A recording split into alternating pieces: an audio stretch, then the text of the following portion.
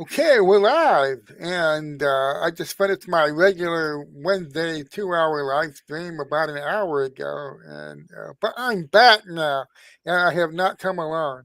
I have brought Catherine Austin Fitz with me. He was here in Lakeland. She was at an event last night that I attended, and that she had some really good stuff to share about the what's coming with the in the financial world with central bank digital currencies, programmable money, digital IDs. And she has a website you can all go and look at called Solari.com, where she has like an extensive career in finance and as well as other things. And she's a real wealth of information. I got to listen to her interact with people last night and talk about some of the various issues that are going on in the world right now, how finances are tied into everything. What they're trying to do with the farm, what they're doing with politics, of course, very tied to banking, wars around the world. Most people do not understand how this is all interconnected.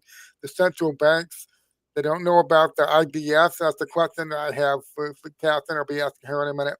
But it was a very good event last night. I learned a lot from attending it. So, Catherine, thank you for being here with me today.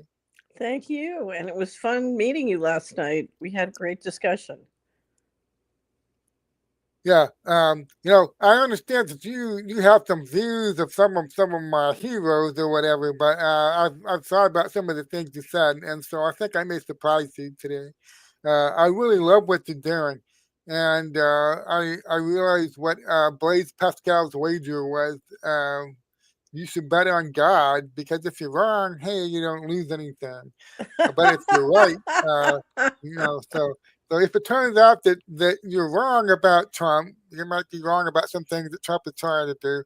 Okay, but by being who you are and what you're doing, nobody loses anything. Okay, if you go out there and you keep waking people up and you keep telling people the truth about what the international class out there, what they're trying to do with central bank digital currencies, there's a lot of value in that.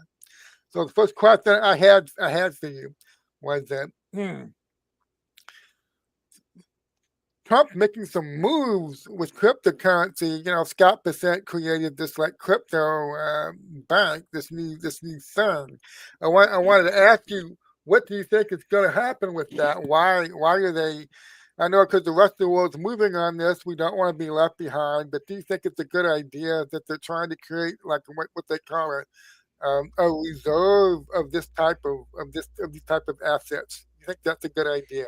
So, my feeling is that if the government wants to invest in speculative assets, then it needs to cut taxes instead and let citizens take the money and do what they want with it, including if they want to invest in speculative assets, they can do it themselves. We don't need government. I think taxing people and putting the money in the central government and building, it's one thing to build a strategic oil reserve because we need oil and it's good risk management for the government to have a strategic oil reserve. But when you put money in speculative assets in this way, you're basically taking money out of working people's pockets and deciding where it goes when they should decide where it goes. So I'm not a fan. Now, what they're saying is they're going to only build it with assets that are seized. And if you look at what's happening in enforcement in this country, I just don't think that's a good idea. Traditionally, the U.S. Marshals and there's been way too much money made in this country from asset forfeiture and civil money forfeiture in a way that I don't think is I've appropriate. heard the horror story. Just a way for some of these localities to make some quick cash, and it's and been and the abused. feds Yeah, too, and the feds too. So if you look at, I've dealt personally with a lot of horror stories because you're basically incentivizing the sheriff of Nottingham, and you get these sheriff of Nottingham enforcements which are designed to make money as opposed to implement the law, and you end up with some pretty frightening situations anyway. But so they're saying they're only going to do it, but traditionally the U.S. Marshals on forfeiture automatically dispose of the assets and put the money back in the treasury. And that's important because we have skyrocketing debt. and and I think there are terrible conflicts of interest on on a Bitcoin, on government buying Bitcoin, because you have huge whale billionaires who can't unload their positions unless they get bigger buyers coming in and protecting them. And this protects them and helps them get their money out. And a lot of those folks are major donors. So I think there's severe conflicts of interest on this as well. So I'm just not a fan. We have a great paper that we did for the legislators called Bitcoin Bailout.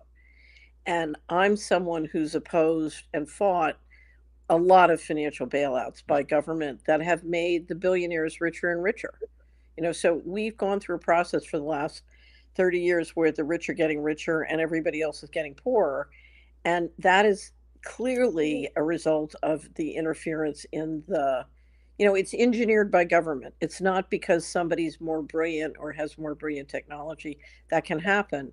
But this is really being engineered by government. And we're watching a class of people who are really good at manipulating the federal credit and federal appropriations, increasingly in ways which are outside the law. This is a long-term trend. It's not attributable to this president or that president. This is the system.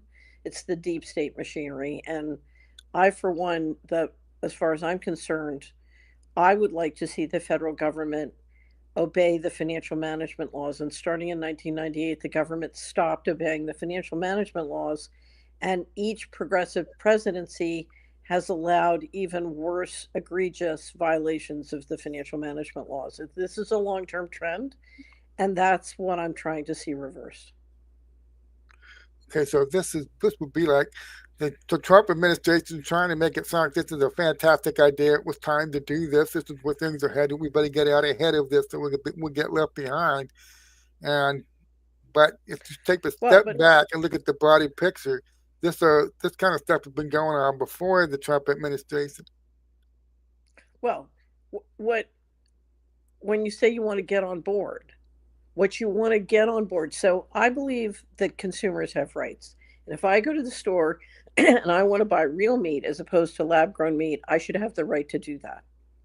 I should not have a social credit system hooked up to my money that allows me to be surveilled and tracked when I'm buying and says, no, you haven't been good this week, so you have to buy lab grown meat.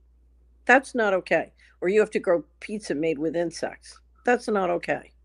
It's not okay that I'm forced to do that.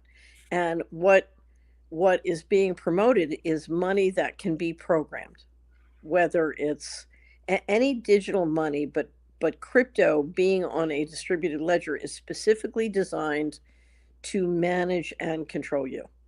And that's not okay in my book. I think a consumer should have the right to do with their money what they choose without interference from the federal government. So Trump and Bessent, Scott Bessent, this Treasury Secretary, they're trying to sell this like, well, we have to get on board with this. The rest of the world's going along with it. We don't want to get left behind.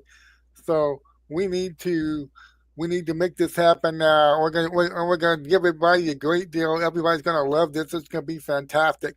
And so they're trying to sell it, and I think it's good. So somebody comes in and says, well, now wait a minute. Basically, you're having the federal government take a big chunk of assets, and then they're going to invest. We're going to invest this for you. There are two issues. End up being in a situation where it's like you were saying, it's the government, and it's going to come down to whether you trust these people or not. And I agree with you. I don't think we should trust anybody, not when it comes to this, to doing this type of thing. So that's one thing I've changed my view on because of the meeting that we had last night. That I don't think this Bitcoin reserve, or we're just going to use seed assets. This won't be coming from the American people. Well, I don't know how it would stay that way. If they're going to try to grow it to the point they can have to do something with it, and it's going to create lots of incentives. We'll be encouraging more federal asset forfeiture to try to keep up and build this thing, and it's already a problem. Right, and it's going to create incentives for them to seize bitcoins.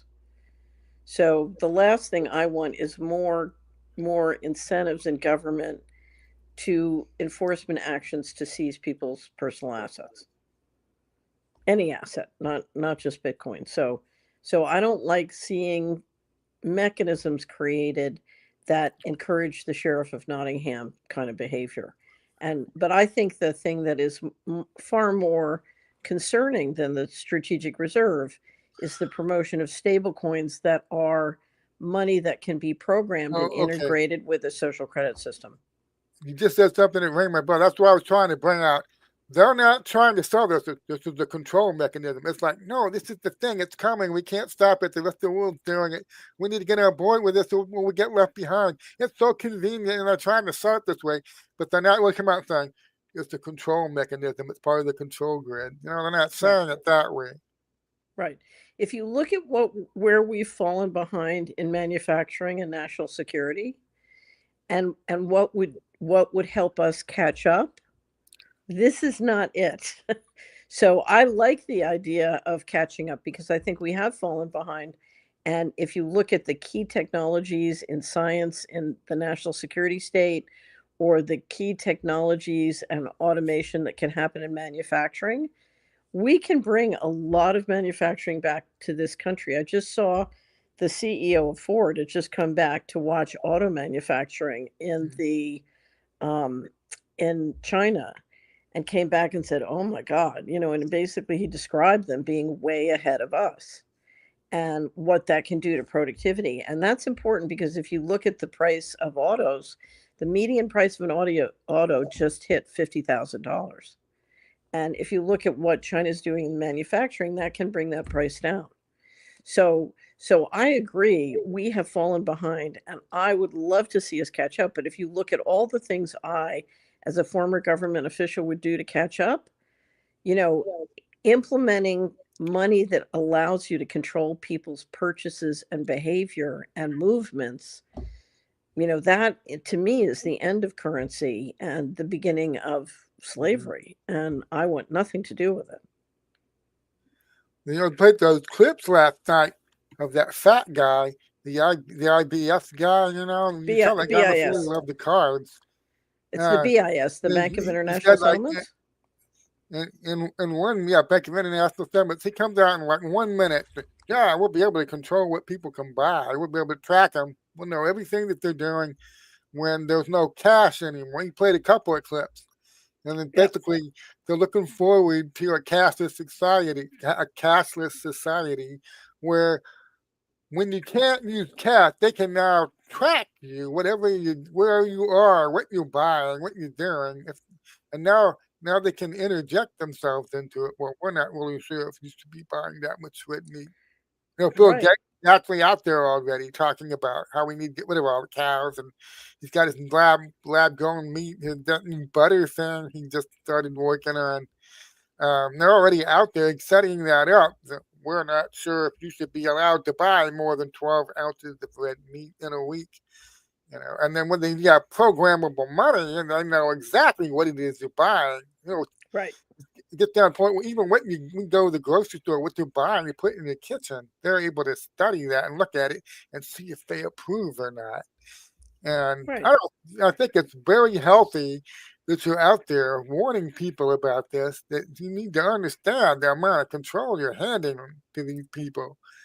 I mean, if we just went through COVID, we saw what they'll do with it. With the control they already have. Why give them more? So can I put this in the chat? I wanted to give you a link to our video short section, and the Financial Transaction Freedom has all the links. You should be able to put it. I don't think I have a moderation on there. You should be able to drop any link if you're in the Rumble chat. Oh, I can't. Oh, you mean the chat here on? Do I have your? Well, if you go to our website, at Solari.com under resources, we have a section called Video Shorts, and we have different collections of video shorts. And all the videos I showed you last night, including the head of the Bank of International Settlements, Augustine Carstens, we have, you know, a lot of them are 30 seconds to 2.5 minutes. We like to keep it really short. And all those videos, Brian, are up in the Financial Transaction Freedom website at Video Okay. Shorts under Resources at Solari. So you can post that link and everybody can watch those videos, or you can edit them into the program if you want. They're all there. Okay, I'll do that. And I think people need to be aware of that. You know, when I call it the Great Awakening. The Great Awakening is happening. People are waking up. You know, even 5 years ago, all these guys could sit around at these conferences and say all this crap. Yeah, you know, we're going to do this programmable money. We know what everybody's buying. If we don't like you buying that, then we'll turn your money off. You know, we have you by the balls.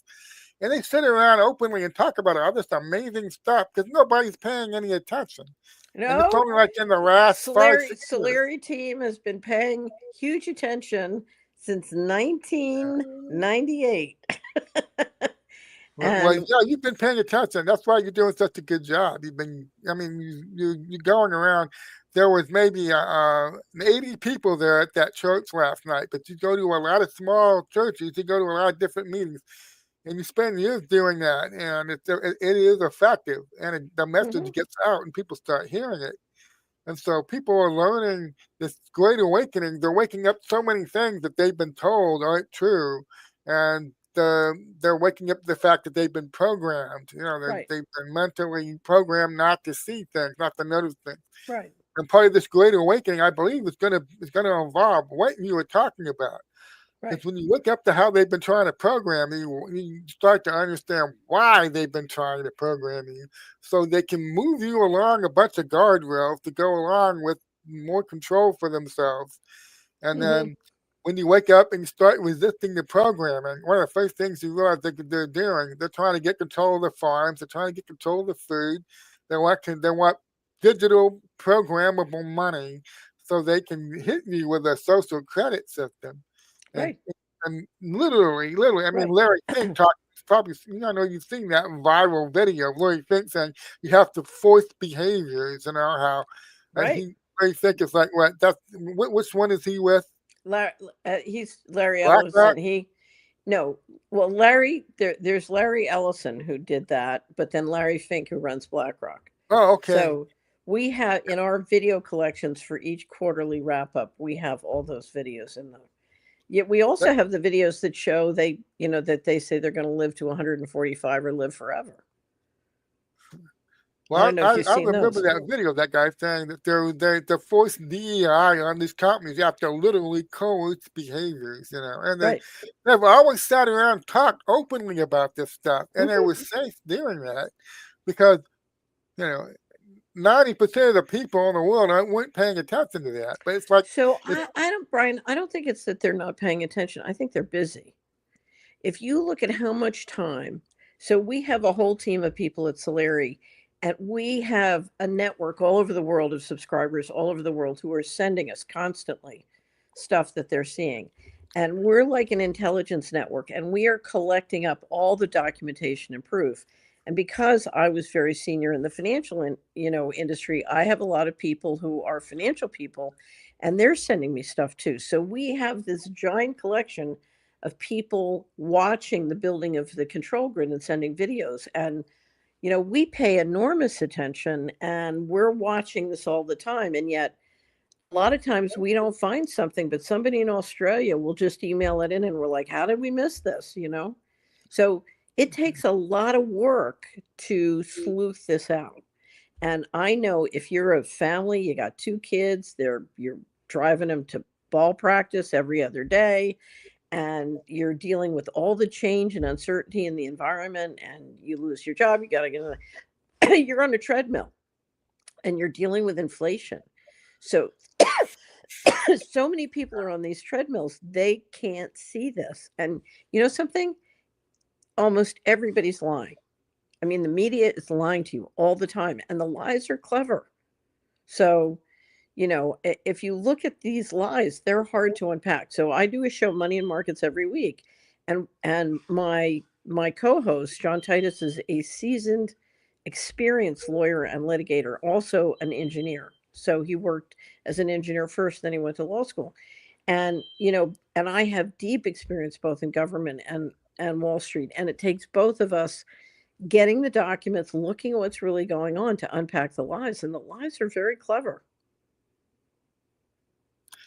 And so, yeah, you're right. People they're living their lives, and there's like they're able to keep a lot of the stuff that they're doing out of sight. They're able to keep it in the dark. The spotlight's never really thrown on it, where the whole Right. nation can see it. That's one thing I think that's really changed a lot in just the last 10 years. People are having discussions about things that you wouldn't even have dreamed that they would be talking about 10 years ago. With some of these things with the vaccines and what Bobby Kennedy's doing at HHS. And Hmm. they had that narrative control. They had a censorship control where they didn't have to program. They programmed people so successfully they didn't have to engage in all that much censorship, But Right. that started changing when more Right. people start talking, and so they had to do that big crackdown, the big crackdown in 2020. And we had the you can't question the virus origins. You can't question the vaccines. You can't question the Hunter Biden laptop. You're not allowed to talk about this. You're not allowed to talk about that. And they were forced. The more truth got out, then this networking thing is very powerful. If you just explaining, people in Australia, people over here, they see things that nobody else sees, and we're able to network now and put all that together. So the more this happens, the more they couldn't contain it, and the more the stuff gets out. And you look at where the country's just gone in the last year, and there are things they're openly talking about now. Right. After so many years, somebody like Jenny McCarthy would try to call out what was happening, not being anti-vaccine, but saying we need to look at this. They're doing way too many 70 doses. So somebody said the other day, Is said to damaging me, kids, and she was trying to tell people this back in the 90s, you know. Now, so somebody said to me the other day, she said, I we're, no longer say I'm we're anti-vaccine. I say I'm anti-cancer. oh, yeah, that's a big Yeah. important distinction to make that. Um, so all these people that used to be ostracized, they used to be marginalized. All of a sudden, they're coming back into the mainstream. Nobody was supposed to be more marginalized than Trump. It was like after they stole that election from him in 2020, they were like, yeah, you're going to prison, bro. You're going to die in prison. You're spend the rest of your life in prison. He's in the White House now, okay? And MAGA was supposed to be a bunch of insurrectionists. And they were going to completely destroy that movement and marginalize it. And now Trump's back in the White House. He's seems to be doing a lot of good things. He's exposing a lot of things that they've been trying to keep under Okay, wraps. Brian, where are the Epstein files? With Epstein files.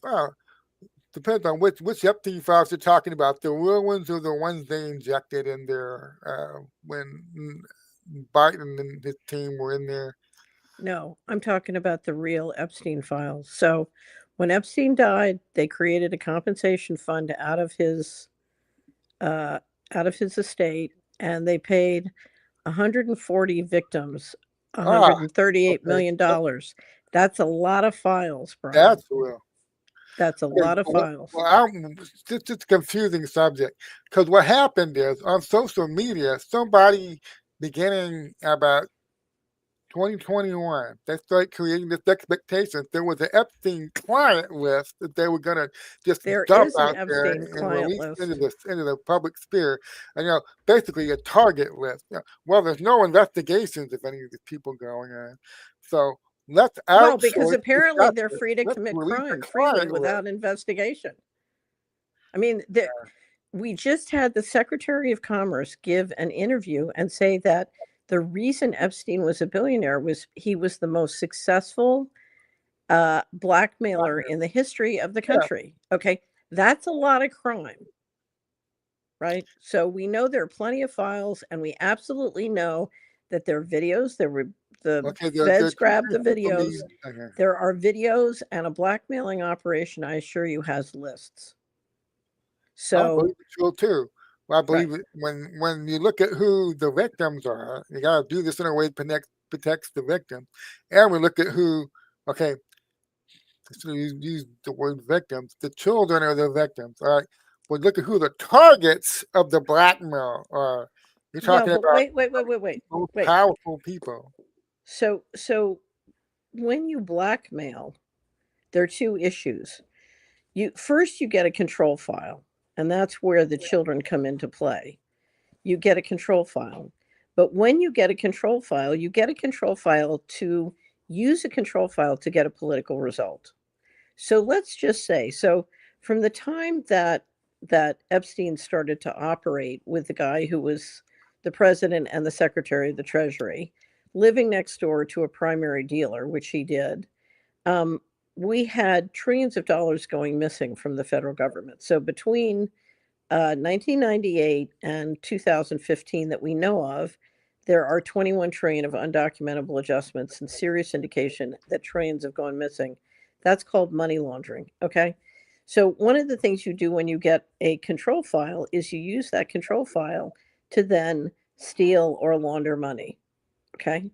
And I dare say, if somebody didn't want the Epstein files to come out, it's not just because of what's in the control files, it's because they don't want people to know how the control files were used to exercise control, not just when Epstein was operating, but today. In other words, you have people in the US government who have control files, and someone is secretly exercising control of those people, and their votes and their behavior are being controlled by those control files. And that is being kept secret. And that is what needs sunshine on it. What if there was a way to get powerful leaders who were doing the bidding of a, I don't know, people call it different things. I call it the Luciferian cult. They were blackmailed into doing the bidding of a small elite group of people. Right, What right. if you were able to get a hold of that and you're able to get these same people who used to work for them to work for you? Right. So here's the Now question. you can say Is that's ugly. That's right. But yeah. is a congressman or a member of the cabinet working for the people according to the law, or are they working for the mega rich who have their control files? It's like getting a new handler. You used to work for this side, but then all of a sudden your information is now in the hands of this other person Right. who has control of you. Then I think, and this is a theory. I can't prove any of this, of course. That the reason a lot of world leaders, the people around the world, they've been controlled, and they're still controlled. It's just the people that are controlling them are different from the people that were controlling them before. And you have to be careful if my theory is correct, that you bringing about good the people who were formerly blackmailed to do vile, evil crap. You're now forcing them to undo a lot of the crap they've been doing. You're forcing them to do things they don't really want to do, but they have to do it or else. Well, but here's the You thing. have to manage this in a way that If if you have a you don't government, cause a world war. The whole point is to stop the war. if you have a government which can borrow as much money as it wants and spend without obeying the financial management laws and without obeying the laws related to transparency. So they can borrow as much money as they want. They can use secret books and they can hand out money as determined by the handlers who control the control files.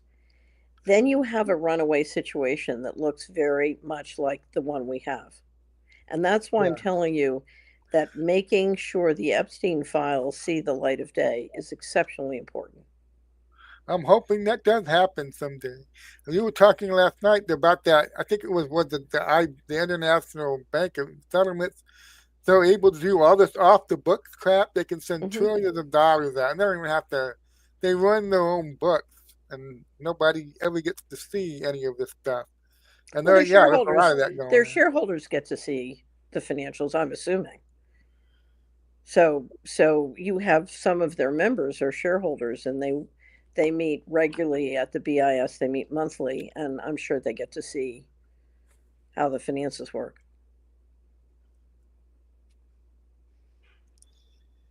Yeah, and so they're in the know, but the rest of the world's left in the dark, and they like it that way. So yeah, I understand. I hope the Epstein files do come out someday. So Um, let me tell you about a policy that got implemented in 2018. There was tremendous pressure on the federal government to obey the audit laws and disclose what DOD right now has over 20 trillion missing. Okay. And this, I call it a financial coup because that amount of money literally is a coup d'etat. And they're telling you the debt's going up, the debt's going up, the debt's going up. But I'm telling you, as the debt is going up, money is disappearing out the back door, and that's a real problem. So, there was tremendous pressure on DoD to produce an audited financial statement as required by law. And what happened? Do you remember the Kavanaugh hearings? the Kavanaugh hearings. You mean besides the crazy women getting up there with the nail polish Right. and That's yeah, the Kavanaugh well, hearings. yeah, I mean there was discussion of While that was happening, the Congress and the President Trump, so Trump and the Congress, Republican and Democrat, all agreed to a policy called FASB 56, Federal Accounting Standards Advisory Board 56, which basically said the government could keep secret books. And so oh, if you don't have to obey the financial management laws and you can keep secret books, then we've got a governmental mechanism which is completely out of control. hmm. Yeah, a lot of people don't know any of this is going on. They they know that there's massive problems. It looks like Trump and some people in there trying to fix this. It looks like they're trying to take on a system that was entrenched, and that, like I mentioned this last night, there are people that don't believe anything's really happening at the FBI. You know, Dan Bongino and Cass Patel are So just Trump they're Trump faking is not everybody out. They're not really trying to do anything. And all there. these other people put in charge, they're all putting on a nice show, but nothing's really happening. Anyway, What is I'm happening? yeah. I'll tell you what is happening. The Trump administration is moving quickly to institute a control grid because one of the ways to adjust for this kind of if you steal all the money out of the federal government, then before people expect their money, their retirement savings or their other money back or their benefits, you're going to have to tell them no, or you're going to have to delay the retirement age, or you're going to have to lower their benefits. And before they do that, they want complete control. And they're implementing a control grid. That is what they're doing. And the reason they're doing it is before you lower the boom, you want control. And so they know exactly what's happening and they're not moving to fix the problems. They're Oh, moving to make sure that the mega rich can stay in control when the problems become clear. you have to have them already dependent on you. Oh, look at this! Look at this nice shiny object. Oh, this is so handy. This is so convenient. This is our programmable money. Oh, you'll be able to take it anywhere.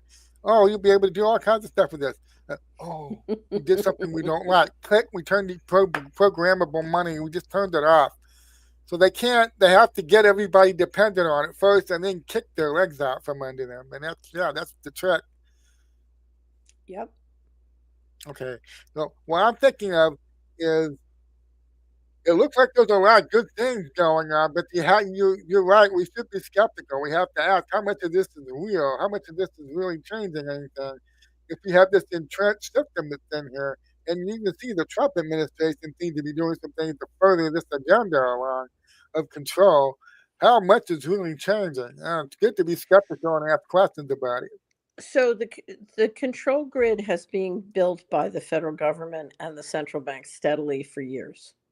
So this is a long-term trend, but it's coming to a head.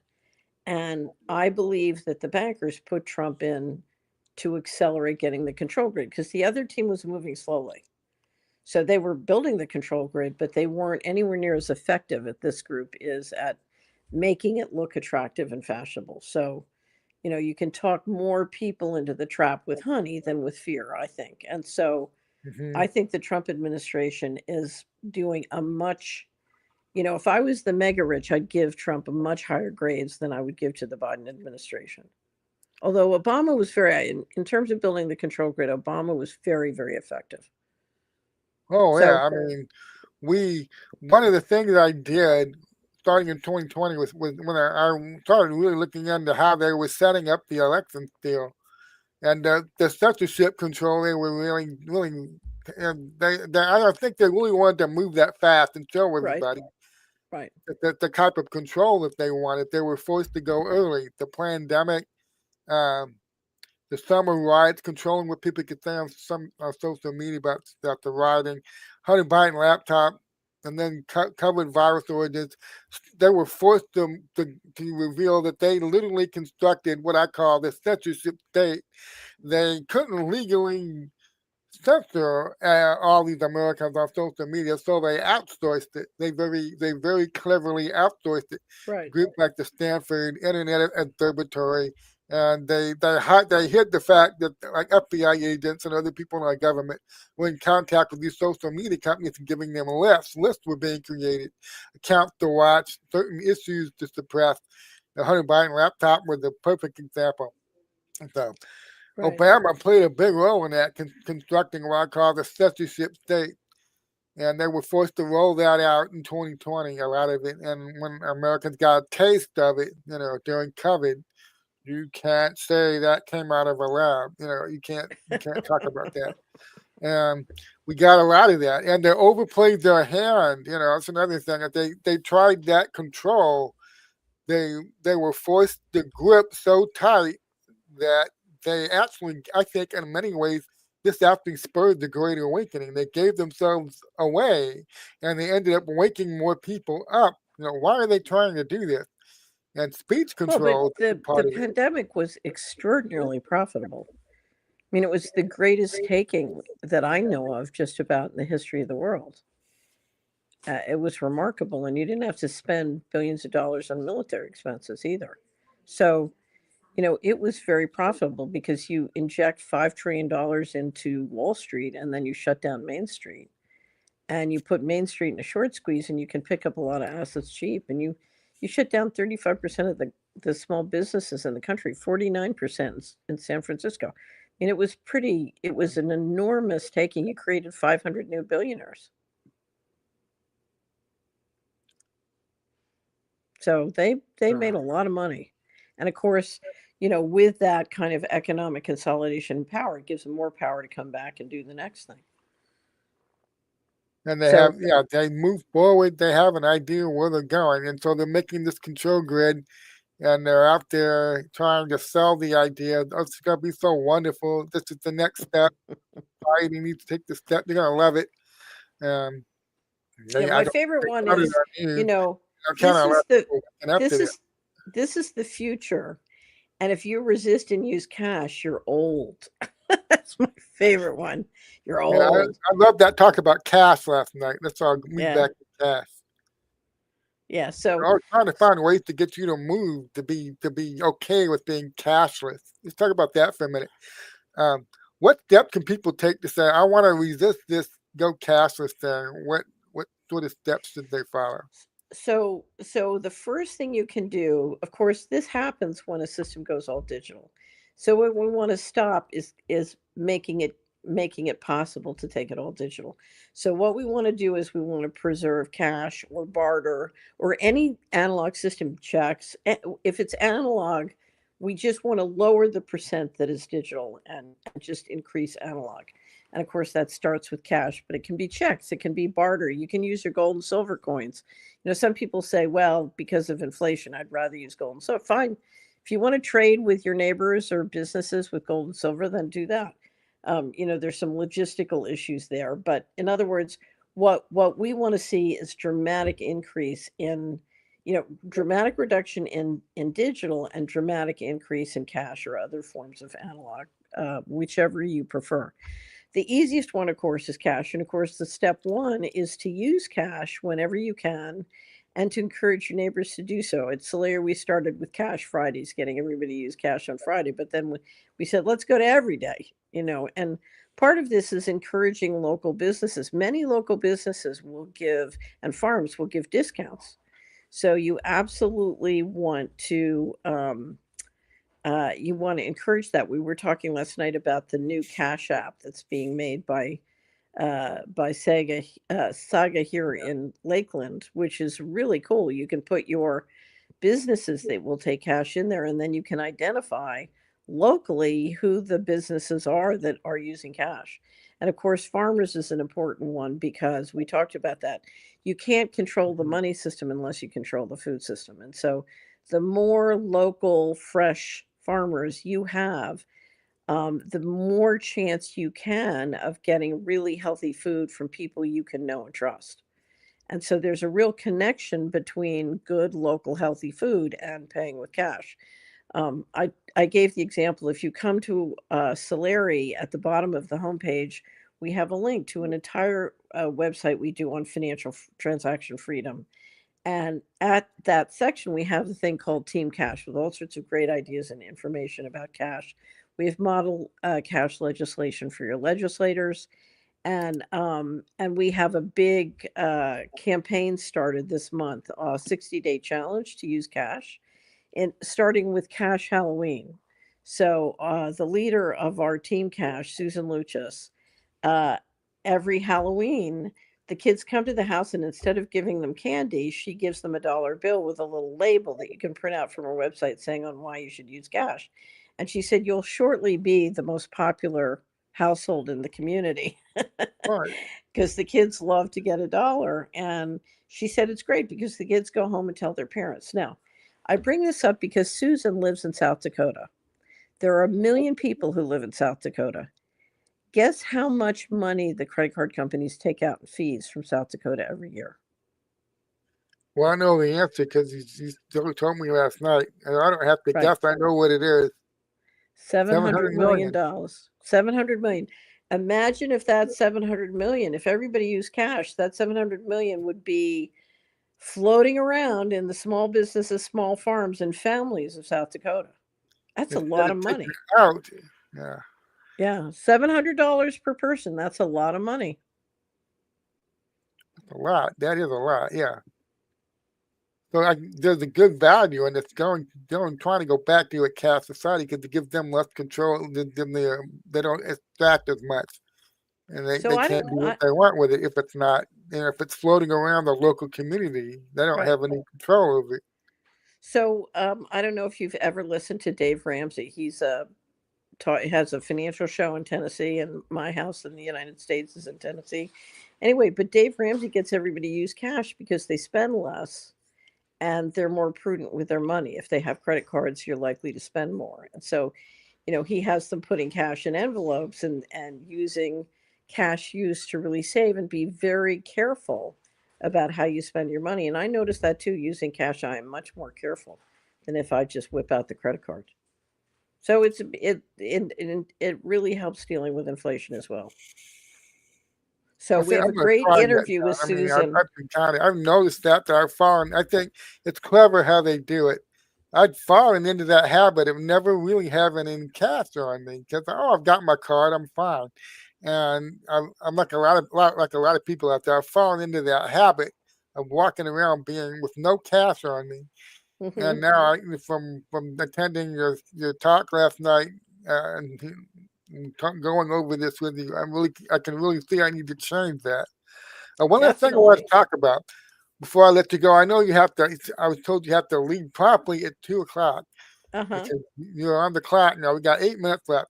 Okay, I researched and reported on that whole FTX unpleasantness when that was going down with Sam Bankman-Fried, and I I noticed that that's where I first heard of stable coins. I never heard of stable coins before. I didn't know what they were, so I had to Uh-huh. research that. I thought, wow, what a rhetorical flourish. It put the word stable right in the name.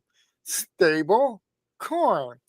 Okay. But the more I dug into FTX, the more frightening it got because Bankman Fried and his girlfriend, they were, if I remember right, they were looting the fund from the customers, and they were going over to Tether, and they were buying huge amounts of stable coin. And I got looking into some stuff. I mean, one was written by Revolver News. That was claiming they make this claim about Tether that every coin is backed by $1 US. But when you dig into that, you find out that nobody's ever really actually successfully audited that company. They've never actually, when the claim is advanced, they've never actually proven that there's anything backing these Tether coins. These stable So the coins, they Genius call it Act, Tether, they're different ones. right? So I And want that to take on that real quick. Um, is, is Tether solvent? Are they hiding things about it? Because there was some shady things they were saying about the people that launched that. But what's your take on Tether and stable coins right now? so the Genius Act that passed this year, and is being implemented into law has very strict regulations about what the stablecoin money has to be invested in, and then very strict audit standards to make sure that it's really tested and it's working. And that is to create stablecoins that have very strict and high quality collateral behind them, which is to solve the problem that people felt Tether was not up to par. Now, what happened with Tether is they started the operation and they were just investing in a wide variety of instruments. They then teamed up with Cantor Fitzgerald, which is the firm that was chaired and partly owned by Howard Lutnick, who's now the Secretary of Commerce. And Lutnick claims he cleaned them up to a fair amount, getting them doing treasuries and being more strict in ensuring that they had collateral that would keep their price stable.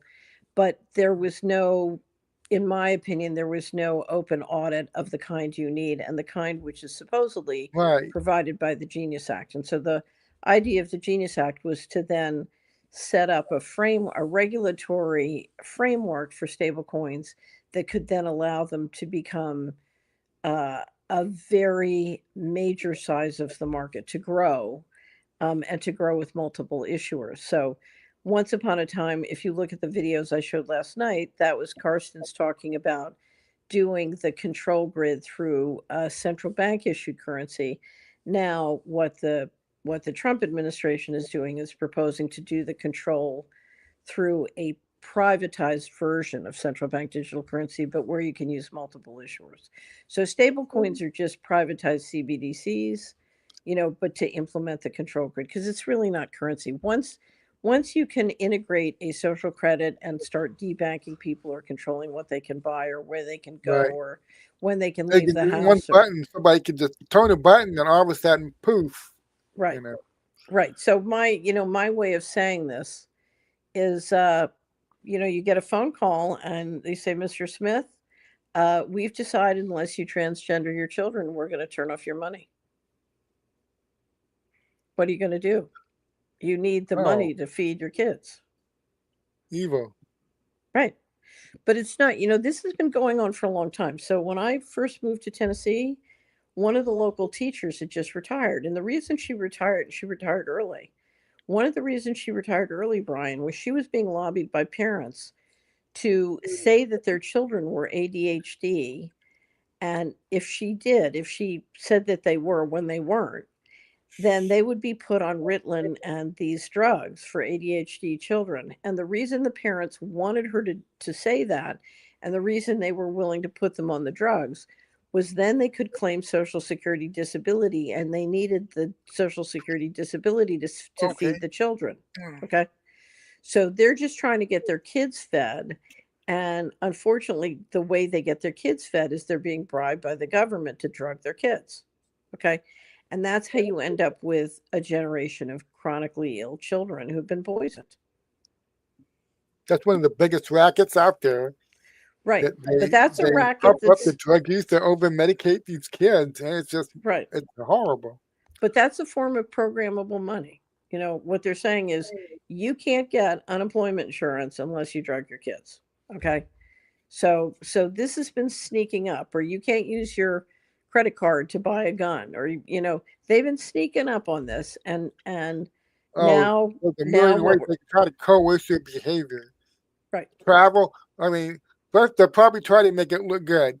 If you buy the fake meat instead of the real meat, you get a 50% discount, or something like that.